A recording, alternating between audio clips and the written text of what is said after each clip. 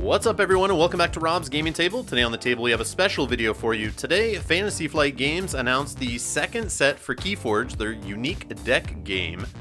It is titled Age of Ascension, is the second set coming after Call of the Archons. And this set, I am excited for it. They announced it today on their webpage in an article. I'll link that in the description below. And they also did a live stream which they had Richard Garfield, the designer of the game, on announcing the set over on their Twitch channel, but they did archive that over on YouTube. I will link that in the description below also. I recommend you check out both of those sources to get some more details. I'm just going to highlight today the stuff in the video and the stuff mentioned in the article that I found interesting, kind of give you an overview of all the information in one video here, and hopefully you guys find this helpful, and if you do, click that like button. If you're new here, please subscribe. Alright, so here are the things we know about Age of Ascension, the second set of KeyForge. We know it is coming in Q2 2019. They didn't give an exact month or an exact date, but knowing Fantasy Flight Games, when they say a quarter, it's going to be usually near the end of that quarter, but who knows. But it is coming. It is not a replacement or a sequel to the first set. It actually contains 204 new cards and 166 of the old cards from the first set, so it's not completely new. It doesn't have any new houses, contains all of the 7 from the original set. There are some new keywords used in the set, which is interesting, and they also have a new 2-player starter box. Let's take a closer look at this starter box here.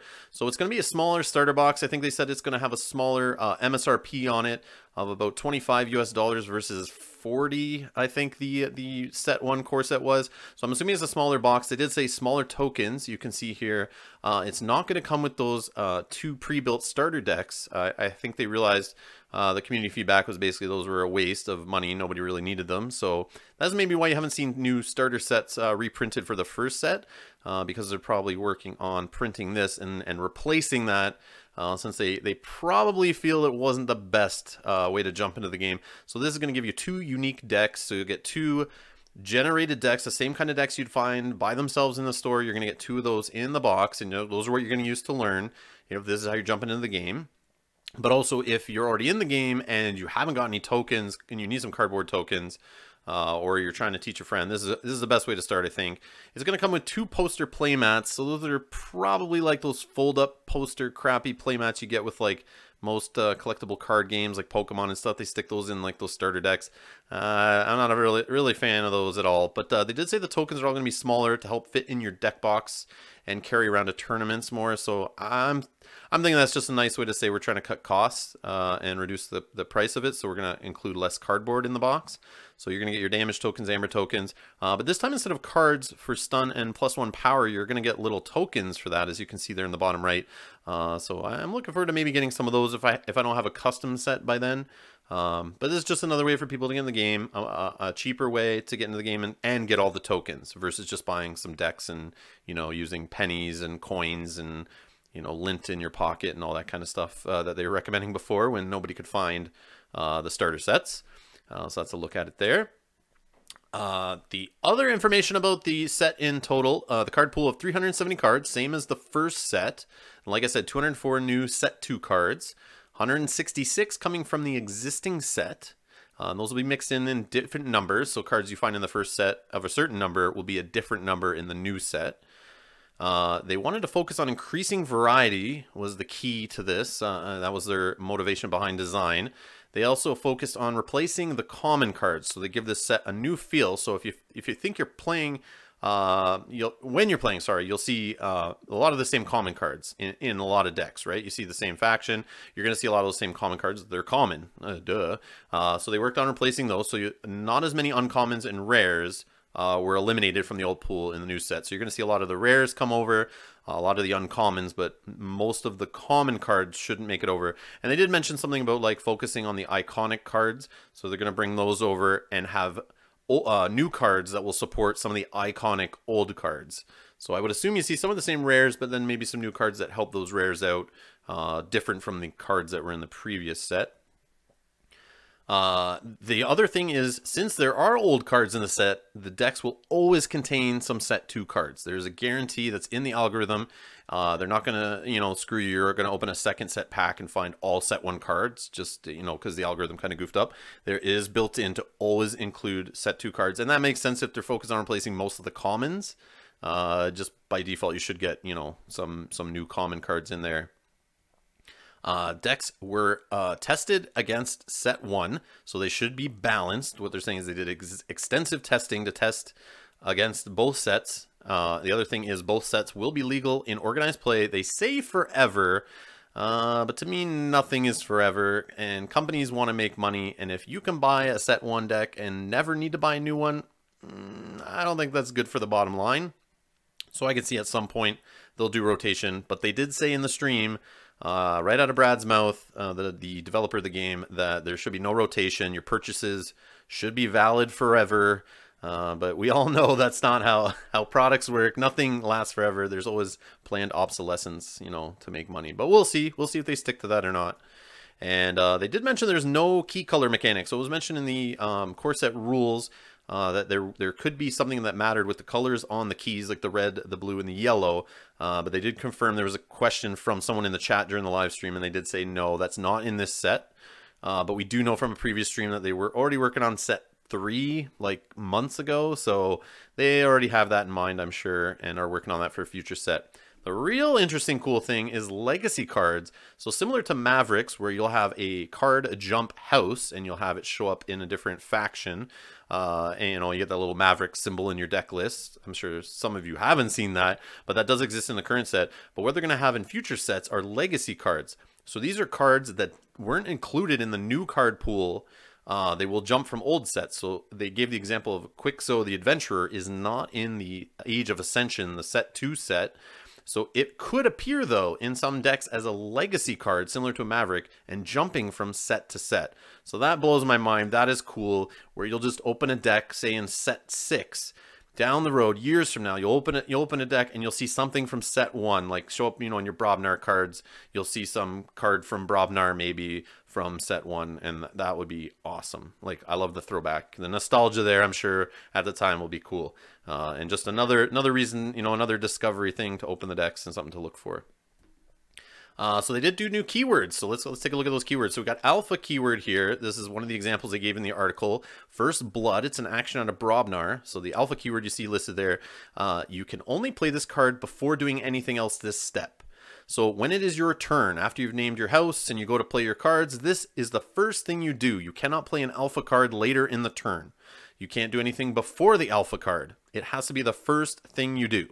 So as you can see here, it has a play effect, deal 2 damage for each friendly Brobnar creature. You may divide this damage among any number of creatures. So the idea is you can't just start with this, or you can't play a bunch of creatures and then play this as your last action or a later action in the turn, and then benefit from all the Brobnar you just laid on the board in the single turn you named Brobnar. This is a card you're going to have to kind of hold in your hand or hope to draw later. You play a bunch of Brobnar, then in a future turn, as your alpha, your first action, you do this step. The first thing you do, nothing before it. You play this, count up your Brobnars, slap 2 damage per Brobnar on the other creatures. So it's kind of like a balancing mechanic, and I see this is something how they reined in some of these cards that might introduce power creep in a future set. They can use keywords like this to kind of like restrict them, similar to the limited keyword used in other living card games from Fantasy Flight that I've played in the past, where they'll limit a card to played once per turn kind of thing, to kind of, rein in the power creep. So let's take a look at the other keyword that kind of counters this is the Omega keyword. So the Omega keyword, after you play this card, end this step. So when you're playing cards, this basically ends you playing cards. And then you're going to ready up your cards, then draw up. This is the last thing you can do. So this play is destroy each creature. There's an action for Dis, similar to Gateway to Dis, where it wipes the board and you gain 3 chains. In this way, the card is balanced as it's the last thing you do. So you can't do this, wipe the board, and then slap down a whole bunch of Dis creatures and move on like you can do with Gateway to Dis, although you'd gain 3 chains for balance. This way, if you want to play cards down, they're going to go away. So this has to be the last thing you do. And it's just a cool balancing mechanic, I think, here. And it's going to create some very interesting decisions on your turns going forward. Here's another example of Omega after you play this card and the step. This is Dusk Witch, 1 damage, or 1 power, sorry, creature, no armor out of Untamed, has elusive, and then it says your creatures enter play ready. So another witch card here, just like Witch of the Eye or Hunting Witch, that have a potential to go bananas and really fuel your Amber gain, fuel what your deck wants to do, except for they've rained this one. This seems super powerful. But they made it so you can't just drop this guy down at the start of your turn, drop in every creature after that into play ready. Instead, this is once this creature hits the board, you're done. Your turn's over, you wrap it up, and then you hope this guy stays alive, so then you can have all your creatures enter play ready beyond. So this is one of those threat cards you see out of Untamed, like I said, Hunting Witch, Witch of the Eye, that you throw down on the board, and immediately your opponent, starts twitching, and they realize, like, whatever I was about to do this turn completely changes into priority number 1, kill the witch. So that's how this Omega works. It's going to come at the end of the play, so it's a good balancing mechanic, like I said, for these keywords here. The third keyword they announced is deploy. So this is interesting. The battle lines are becoming more important. This creature is 4 power, 1 armor, Lion Botrim creature out of Sanctum, human and a knight. You deploy him. So the deploy keyword is this creature can enter play anywhere in your battle line.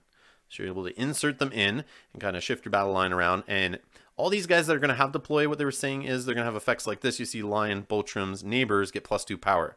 So they're going to have effects that benefit their neighbors. So you're going to want to strategically put them in the battle line so you're benefiting the right creatures, I guess. Another example here is a Lamindra out of Shadows. She has Lamandra's neighbors gain elusive. So you might want to, that's kind of crazy to me that I could have a giant, like, Sanctum dude or someone with a lot of power that's captured a ton of Amber, and I can throw Lamandra in there and just give them elusive to make them harder to kill. Similar to Shadow Self, I guess, kind of, but in a smaller creature here, and just it's cool that I can just, even if you get it later in the game and you've already placed your battle line out, you can still drop this guy in anywhere you see fit in your battle line. So just more decisions to be made on the turn. I like how it's added a little more complexity to the game, a little more strategy. I really like these 3 new keywords. I think they're awesome additions. Some other things they announced during the stream, which you should go check out. They show a few more prizes beyond this, but some of the Vault Tour prizes that are going to be on the prize walls at these Vault Tours, and you see they have the Vault Tour symbol on them. These are 2 play mats. One featuring all 4 horsemen from Sanctum. The other one is, I believe, from set 2, these Brobnar, like, rock band guys. I don't know. They said the name of them in the stream. I missed what it was, but these are a couple of the playmats that'll be options to buy off the prize wall. They mentioned the prize wall is kind of like Chuck E. Cheese. You spend your amber shards and your keys that you've earned in the mat, and you buy prizes. Some of the other prizes they were showing off were a bunch of different house tracker chain cards, whatever they're called, chain tracker cards. Here's the backs of them. They have this is one of them with art from the new set. That they all have that Vault Tour logo on them and the year, I think, in there. So you'll be able to look back at where you purchased this prize or where you won this prize. But these are going to be exclusive to the Vault Tour, and they said Vault Tours start up in about a month. I think they have some of them listed on their website, but they'll have more announcements coming up later. And one of the things that they announced during the stream was there is an article coming to the Fantasy Flight Games homepage later this week at the time of this recording, or early in the next week in mid-February here, where they're going to announce more prizes coming up at these Vault Tours. So they said stay tuned to the website for that at fantasyflightgames.com. And I'm just overall excited for this. Hashtag hype. Here's one of the cards they showed off during the stream. So you should go check out that stream. They played a game with 2 new decks where they were showing off cards and they were zooming in on cards that were in the decks. So they revealed, who knows, like 20 new cards maybe, somewhere around there. You can probably find them, people scraping them and putting them on YouTube and all over the internet. And Facebook and Instagram and all that. But here's just one. I just want to highlight one of them is Binding Irons. I kind of like jumped out of my seat when I saw this. It's an action of this. You play it, your opponent gains 3 chains. So the fact that I can be a dirty bastard and basically give my opponent chains just gets me excited. I don't know. I'm sure there's some of you players out there that just love playing discs, causing your opponent trouble. Here's another card that, you know, a new mechanic kind of that's just going to mess, or I guess messing with an existing mechanic, but in a new way, a new flavor that you haven't seen in the previous set. And another thing Richard Garfield said, that the 7 houses, even though they're going to have some of the same mechanics that they focus on, they're going to each have cards in them that add a few new mechanics to them. So they're going to have like a little twist to each faction, so they'll give them each a little different flavor. So I'm looking forward to that, making more variety in the decks. I think this is a great announcement today. I'm very excited. Can't wait for more information on set number 2. And yeah, amazing. So that's going to be it for this video, guys. I just want to say, click that like button, subscribe if you're new here, help to support the channel. If you have any questions or anything, leave them in the comments below. I'd like to hear what you guys think about these cards. Let me know if you're excited for the new set, if you like the way they unveiled the set, if you're excited that it's coming so soon, I mean in a few months already, or would you prefer it to come later? Are you excited to have old cards mixed in with new? Would you prefer new cards? I just want to hear your thoughts. I want to hear what the community thinks and what you guys think about this announcement. So that's it for me. If you want to donate to the channel and support the work I do here, you can click the link in the description below and head on over to patreon.com/Rob's Gaming Table. Thanks to everyone that supports the channel, and I will see you in the next one. More KeyForge coming. Bye-bye.